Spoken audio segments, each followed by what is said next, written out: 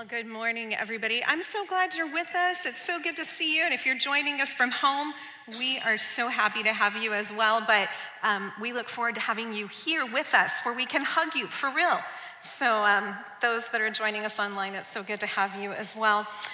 Before I get started on our topic today, I just wanted to share just a quick update on Pastor Ryan and how he's doing. We've been in contact with him, obviously, and this week has been a good week of recovery.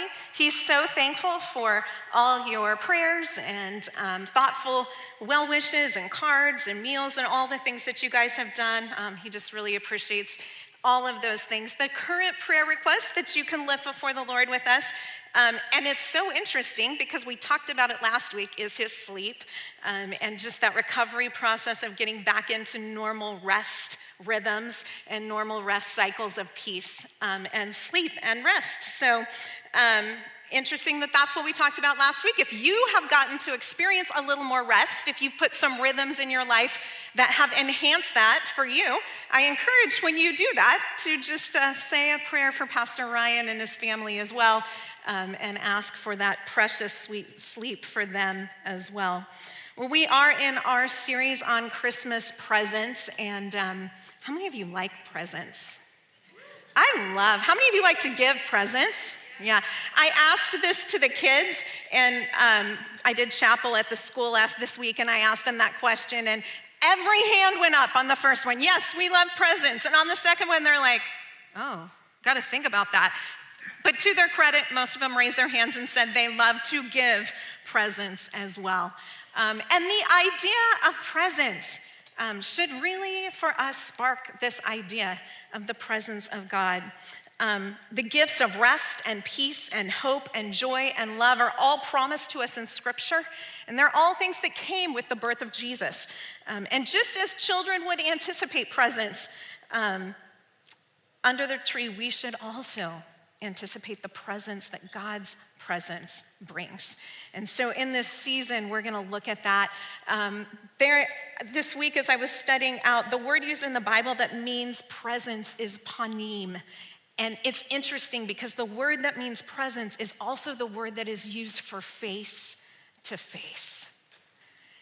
And when I heard that, I just had this beautiful picture of a baby in a manger and a shepherd being able to just reach down and kiss the face of God. It moves me to tears to think of the beauty of being able to be invited into the presence, being invited to be face to face with God. And that is what this beautiful season is about. And that's why we wanted to highlight in this season the gift of the presence. And so as we talk today, I want you to remember that it is Jesus who brings this gift. And it is truly a gift that we're given. Long ago, 1962, I believe it was, there was a missionary. Many of you may have read his book. His name was John Richardson. He did amazing work around the world. And he went to the Sawi tribes in Indonesia and New Guinea, and was going to a tribe that had never heard the gospel before, had never seen somebody outside of their tribe and culture before. And he took his family and went into this region. They were known for being a violent tribe, a violent part of the area, lots of warring back and forth. Their highest value was treachery. In fact, one of my favorite parts of the whole story, it's in the book called The Peace Child. It's a very old book, but if you haven't read it, it's so inspiring to see what God does around the world. But my favorite part is while he was sharing the gospel of Jesus and the good news of Jesus Christ, and he shares the story of Judas, and they're all absolutely inspired by the betrayer Judas. And it caused Don to really question, how do I reach these people? And for years and years and years and years, they did everything they could to make inroads. But the fighting and the violence and the treachery and the trickery continued. In fact, it got so bad at one point that they said, we can't stay here. We can't continue to bring our medicine and our things that we brought to your tribe if you're gonna war like this. But it was so out of their culture. to understand peace and good news. And in the very last bit where he's like, God, I'm desperate. We either have to have a way in or I have to go. I cannot keep my family here any longer. An amazing thing began to happen. They began to begin relationships with other tribes. And the way they did this, the way they developed a peace treaty with another tribe, is they exchanged from one tribe to another tribe a baby boy. And one tribe gave a baby boy from their tribe to the other one. And suddenly, the lights began to turn on. And he said, let me tell you a story about a peace child, about in the Bible, where God gave his son to be the peace child. We now have the benefit many years later of knowing what happened in that tribe, but many came to faith in that tribe. Some of those boys who were exchanged went on to do amazing things, have actually come back to minister to the tribe. People who they were able to go back 50 years later and experience all that had happened within this tribe because of the peace child. And today, if we're going to talk about peace, we have to talk about the peace child. Jesus came as the gift of peace. And so when we talk about peace, peace has a face. Peace is a person. And we can develop that peace before God. Some of you, maybe in that 1 minute of silence and solitude that we had, you might have felt warring feelings of, I want to feel peace, but I don't. I feel torn. Our God has made a way for you through his son, Jesus Christ, to know peace with him. And once we have peace with him, we now have peace in him. And that's what I want to spend time in today. John 14:27. If you'd like to open your Bibles up with me, we'll spend quite a bit of our time there. We'll also have it on the screen for you. And it says this, peace I leave you. My peace I give to you, not as the world gives do I give to you. Let not your hearts be troubled, neither let them be afraid. There is a paraphrased version of this that I love, and I want to share it too because I just love how it ends. I leave the gift of peace with you. I leave the gift of peace with you. It's my peace, not the kind of fragile peace the world gives. Do you know that fragile peace? You know what that feels like? Feels more like skating on a very thin ice pond, right? Don't yield to fear or be troubled in your hearts. Instead, be courageous. I love that we started our time last week in this series on the topic of rest. And as we were preparing to put this together, we began to have conversations about, well, what's different between rest and peace? How do we define them? Like, how do they work together? And often rest and peace, you will find in scriptures, go together. But the rest side is the simple, quiet being. But the peace side is meant to be a whole and complete peace. And it's something that allows us to do the things we did not think we could do. It gives us courage to not sit in fear and be afraid. It allows us to go forward and do the things that God invites us to do. Now, there are about over 750 scriptures on peace. And so I just thought today I would just read them all. We're just going to start at the beginning. That feeling that you all felt right there, that was the absence of peace, just so you know. No, we're going to spend time, but there really, truly is so much in the scriptures about peace because it is such a gift that God gives to us. And I just wanted to talk for a few minutes in John 14, what we actually see happening. I want to paint the picture because sometimes we have these scriptures and we don't completely understand or know what was happening at the time. And Jesus and his followers were in the upper room, beginning in John 13 through John 17. We have Jesus sharing with his followers, hey guys, this is my exit plan. I'm on my way out. How does that feel? Yeah. I'm sure there were some followers sitting there going, what are you talking about? We just got started. Remember the whole bringing a new kingdom thing? Where's that at?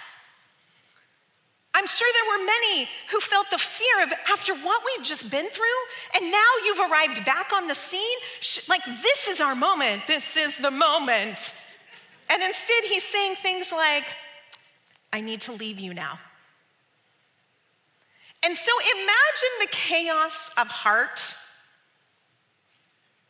They've watched him be crucified. They recognize that their lives are potentially still in danger. They were ready for something different to happen. And I imagine that upper room was not as quiet as this was. I imagine there was a lot of whispering. What is he talking about? No, we're not done yet. I imagine there was a lot of grieving. No, don't leave me. I need you here. I'm not ready for you to go anywhere. What do you mean he's going? He died and he rose again. How do you leave now? That doesn't even make any sense. And I imagine out of all of this chaos, picture it now. Picture these words now as all of this chaos is happening, and he says this, peace. Peace. Does it remind you of anything? Perhaps disciples out on a boat and a storm raging, and what does he say? Peace, be still. And in this room, in all that's happening, he says, peace, peace I leave you. Not as the world leaves you. My peace I give you.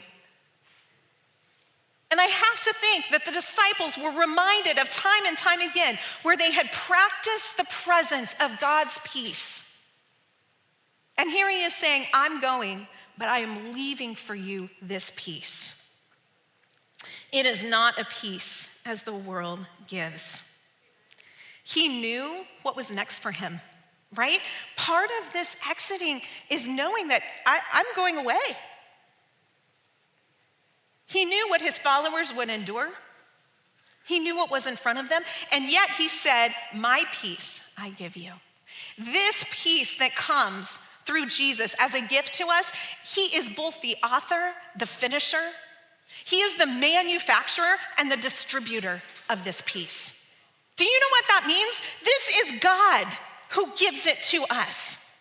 We don't have to walk in fear, in trepidation, in wondering, is his peace gonna meet me here? Have you ever had that feeling? I can remember sitting in a doctor's office after having some tests done and waiting for the results. And I didn't realize the results were gonna be immediate because, are you kidding me? They're never immediate. And I remember sitting there thinking, this was the stupidest thing I've done. I came alone.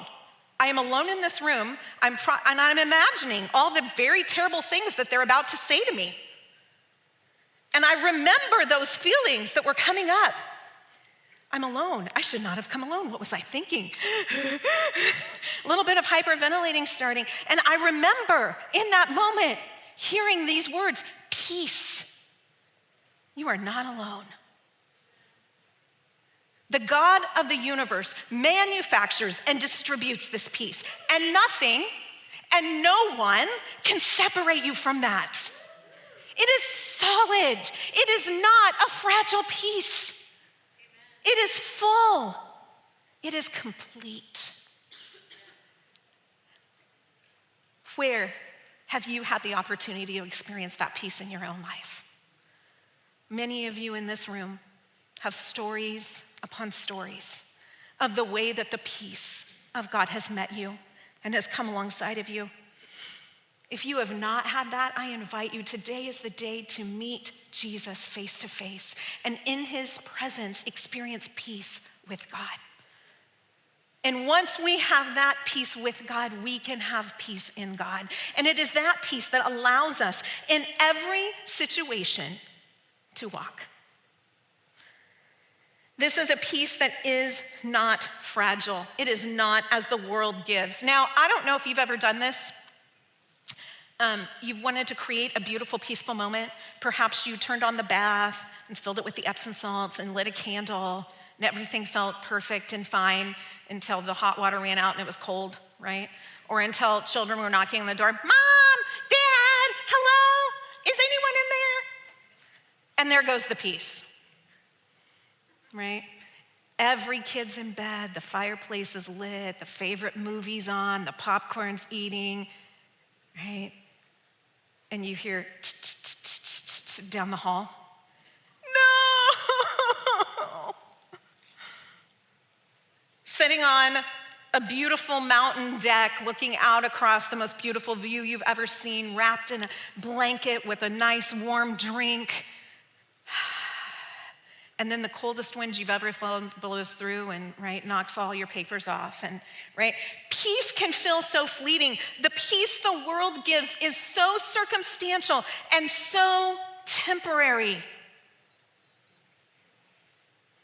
That's why moments of silence and stillness, like what we've been walking through during our Advent time, are so important and so valuable because it teaches us how to be connected with God, so that we can experience that in moments, so we can get just a glimpse in the midst of our day, in the midst of this day. You can practice that silence and stillness at any point. It is just a beautiful opportunity to connect again with our God. This peace that he talks about that is not fragile, it is a perfect peace. It's called a shalom peace, and the word shalom literally means complete or whole. This peace is meant to guard your mind, your heart. Your heart would be like your soul, your will, your intellect, your emotions. It's meant to guard all of these places. And it's a whole peace. It's a peace that allows us to feel complete.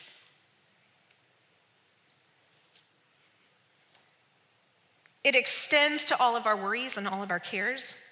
It outlives every situation and every storm. It's above relationships and it's above the future. For some, the holidays is not a peaceful time.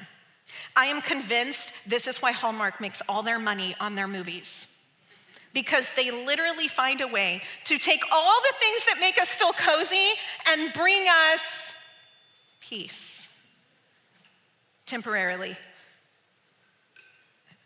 And we eat it up. We eat it up.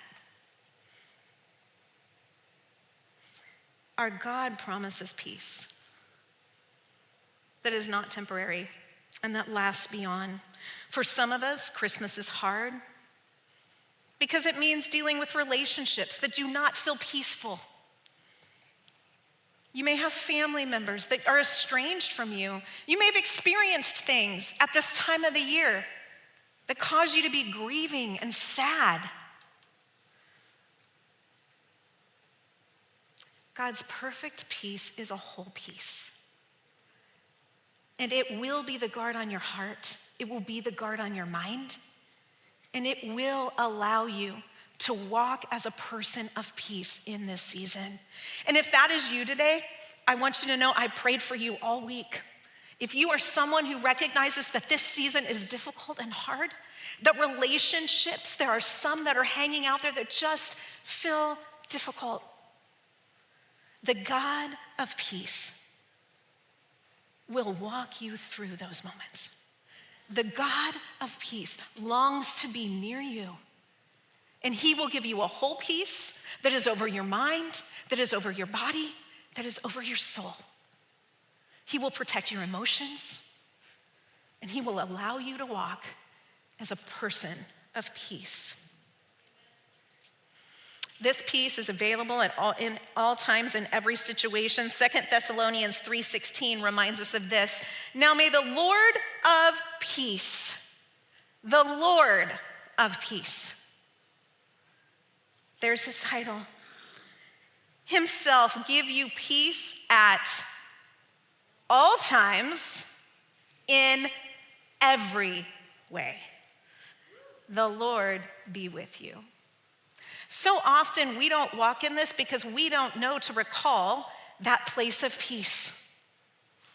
The Lord of peace will give you his peace at all times in every situation. It does not mean that those situations do not still exist and they don't come upon us. We have them. You probably have your own experiences that you could share. But I want to tell you that the God of peace is here to give you his peace in every way, in every situation. It can withstand your questions. It's not fragile.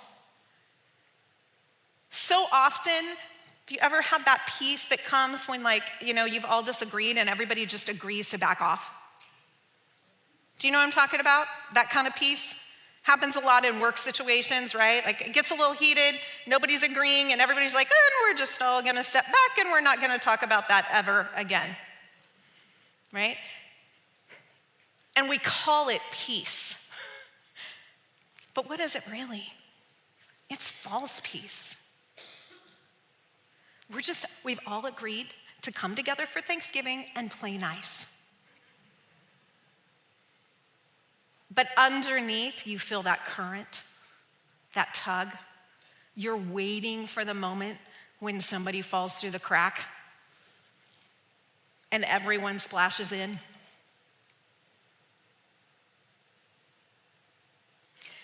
It is not a fragile peace. It is a peace that can withstand those moments. It is a peace that you will carry with you into every circumstance and to every season, into every place you go. If you will allow this peace to be part of who you are, it will travel with you and it will go before you and behind you, because it is our God of peace. And it is what he does. And he can take these fragile places of peace and make them feel solid for you. And no, we don't know what other people will do, and we don't know how the situation will go. But we know that you can still walk in the perfect, whole peace of God. It will withstand your questions and your doubts and your fears. You can bring them all. Sometimes we think peace means just don't look at it. Just don't look at it. Just don't look at it. No, we don't have to be afraid. In fact, what does it say? Do not be troubled and do not be afraid. Take courage. Do you know what that means? It means you can look that thing right in the face and say, I don't like this. But God, speak to me about this. I've shared this story before, but it's so a piece of my heart of how God moved in my life. When our youngest daughter, before we knew we were having a baby, we had just learned she would be a girl. We'd gone through multiple situations where they thought she would have one thing or another. First it was cystic fibrosis, then it was maybe Down syndrome. And I remember not having peace. In a season where not only did I want peace, I wanted joy. And I remember one day I got down on my face before the Lord and I said, I am not leaving this place until you speak to me. Jesus, I need you in this moment. And he said to me, she will be beautiful and she will be kind. He did not say she will not have cystic fibrosis. He did not say she'll live till she's 105. He did not say you'll have nary a care or worry with this child. I would have loved to have heard some of those things. But when you face the questions and Jesus answers them, there is a solid peace. So often we don't walk in it because we're not willing to turn to it. We're so afraid that this peace will be too fragile to withstand the fears and the doubts you have. And I want to tell you today, God's presence can withstand every fear and every doubt and every reason. And you do not have to be afraid to stare it in the face and say, God of peace, what would you say to this today? Because he will. He's so faithful. He will do it. It gives us courage. Philippians 4, 6, and 7 is where I want to end with us today. Do not be anxious about anything, but in everything, by prayer and supplication with thanksgiving, let your requests be made known to God. And then the God of peace, which surpasses all understanding, will guard your hearts and your minds in Christ Jesus. And the God of peace, which surpasses all understanding, will guard your hearts and minds. This peace of God literally works like a guard over our hearts and minds. I looked that word up, and it's phoreo. And phoreo is this. It is a guard. It is a sentinel set at the corner to protect. The peace of God works like a guard in our life. It keeps anxious worries from taking up residence. I just want you to picture that for a moment. It doesn't mean the anxious things and worries and circumstances won't come by, because he also says in this life you will face troubles of many kinds. It doesn't mean they won't come. So if you're in them and you're thinking something's wrong, it's not wrong. It's life. But God has made a way, and this peace will set like a sentinel at the corner. Much like Pastor Leah, I just got a new dog too. I am sleeping more than her, lucky for all of you today, or I'd make no sense at all. But I was researching our dog breed and specifically like what they like to do and what they do. And I came across, do you ever go down this rabbit hole? I came across a video about a dog who protects his flock of sheep. And they were showing like how he protects them. And they actually had a video of this dog. And this dog literally, when the sheep are not at peace, he will sit outside at night and watch and stare. And if the sheep get a little restless, he'll dart under the fence and he goes to the sheep and he's checking them out and he's making sure they're okay. And then he dives back under and he begins to go around. I want that picture to be in your head, because that is what peace is meant to be. When those anxious thoughts come at 2 a.m. in the morning, when you feel some weird twinge and you think you might be dying of a heart attack again, when those things come to mind, when that bill shows up in the mail that you know there is no way you can ever pay, I want you to remember this picture, that he has set peace like a guard and like a sentinel next to you. And when that guard of peace is there, those anxious worries are not allowed to take up residence. Those thoughts and those things that you struggle with are not allowed to take up space. Instead, the peace comes over us. And the peace of God guards our hearts and our minds. And that is how we can be people who can face every circumstance and every trial. When we walk with this kind of peace in our hearts. When I was a young girl, I heard the story of Helen Keller. I love history today, and it's probably because of this book series that my parents had, but this one was terrifying. It was absolutely terrifying. It was about Helen Keller, and the only thing I got out of the whole book, apparently, was that Helen Keller would go to bed and wake up blind and deaf. I don't know how I got that out of that story. That was not the inspirational message I was supposed to get. But it is the one I got, and I would go to bed afraid that I would wake up blind and deaf the next morning. And it was such a terror in my little, probably 4th or 5th grade life, such a terror that I would sneak into my parents' room at night and sleep on the floor because I would be so gripped with fear. I had night after night that I didn't sleep at all. And I remember at one point, my dad began to take my hand and take me back to bed and put me in my bunk bed. And he began to teach me Psalms 23. He makes me lie down in green pastures. He leads me beside still waters. He restores my soul. He leads me in paths of righteousness for his name's sake. Yea, though I walk through the valley. Yes, I learned it New King James. I don't know what to tell you. Of the shadow of death, I will fear no evil, for you are with me. This is a picture of the gifts that God brings. This is a picture of peace. He makes me lie down in green pastures. He leads me beside still waters. He restores my soul. He leads me in paths of righteousness for his name's sake. This is a picture of what peace looks like. And slowly but surely at night, I would begin to say this scripture, and peace would find me again. And one day I began to appreciate Helen Keller again for who she was, but it did take some time. Today, God's invitation is to meet the God of peace.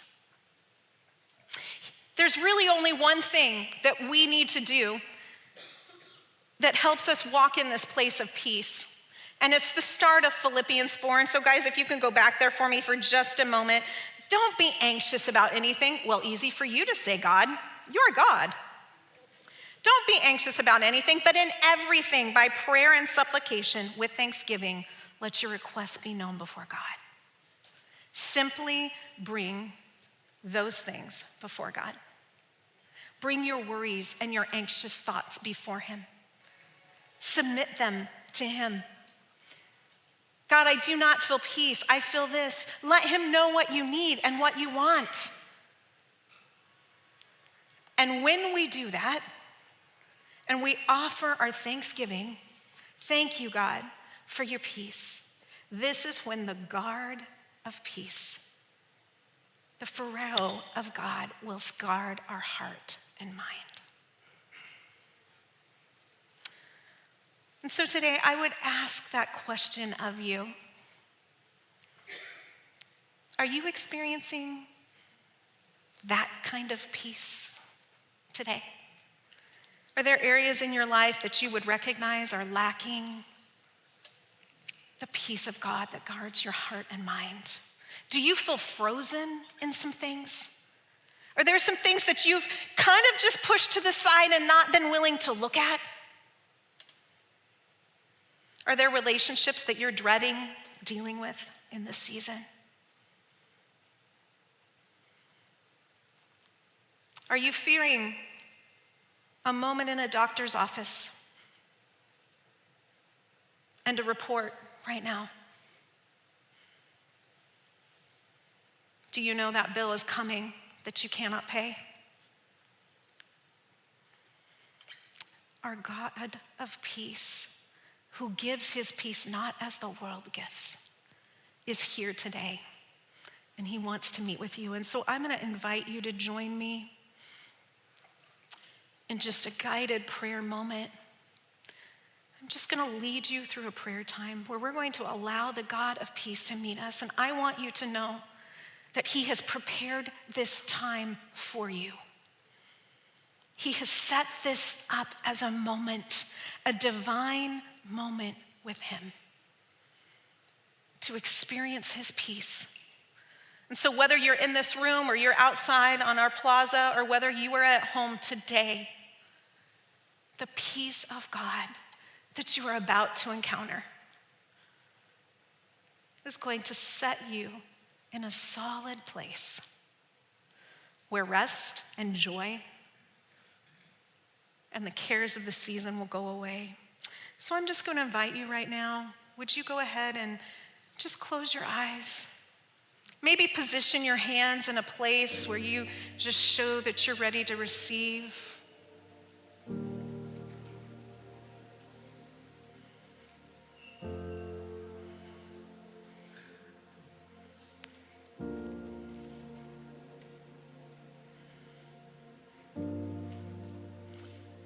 Would you just take a moment and those cares and those worries, those things that came to mind, those things that have not been full of peace, would you just picture them in your hands?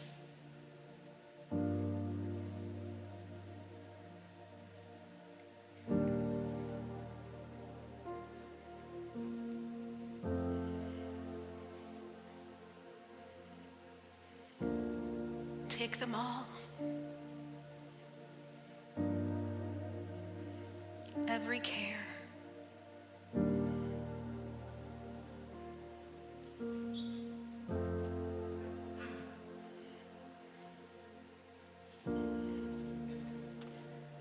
And now, would you just picture yourself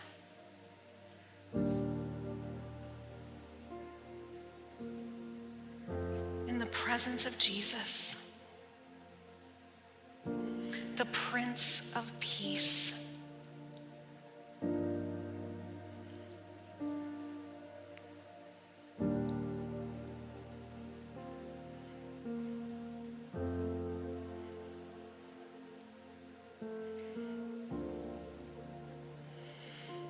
And let's just do what Philippians 4 asks us to do.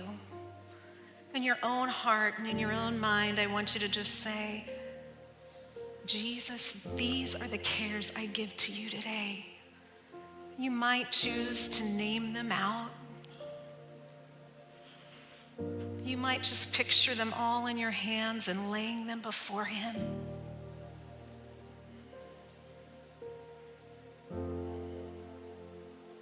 Some of you, there are decisions that are staring you in the face and you don't have peace on them. Lay them before Jesus.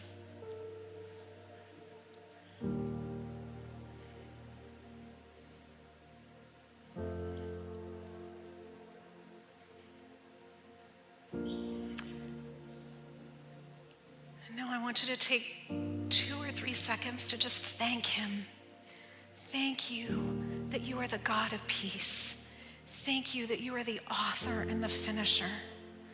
That you allow me to bring every care and every worry before you.